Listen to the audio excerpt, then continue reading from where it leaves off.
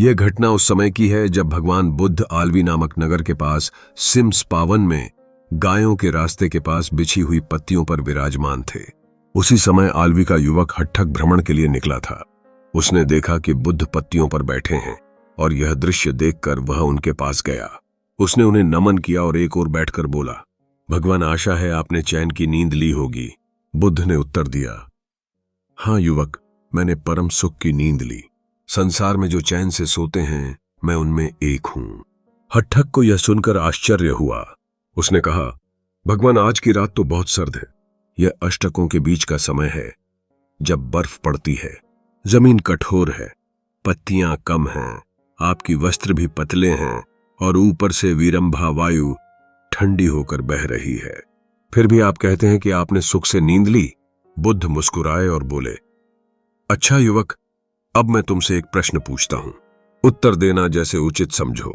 सोचो कि कोई गृहस्थ अपने सुंदर वातरहित गर्म कमरे में सो रहा है, जिसमें गद्देदार बिस्तर है, ऊनी कंबल है, एक दीपक जल रहा है और 4 सुंदर पत्नियां सेवा में हैं। क्या वह सुख से सोएगा? हट्ठक ने कहा, जी हां भगवान, वह तो सुखपूर्वक सोएगा।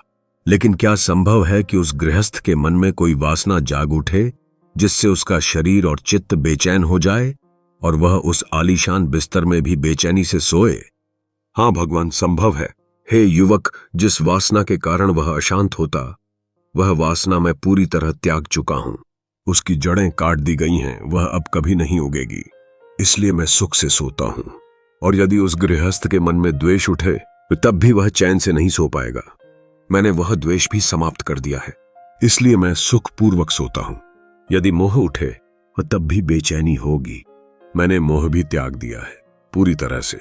इसलिए हे युवक, बुद्ध ने कहा, जो जन विषयों से रहित है, न कुछ पाने की इच्छा रखता है, जिसने डर और बंधनों को तोड़ दिया है, शांत हो गया है, वह सदा सुखपूर्वक सोता है।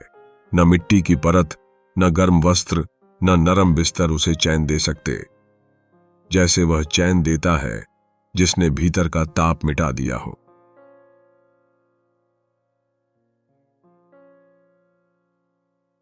यह कथा यह सिखाती है कि असली सुख बाहरी सुविधा में नहीं, बल्कि भीतर की शांति और वासनाओं से मुक्ति में है।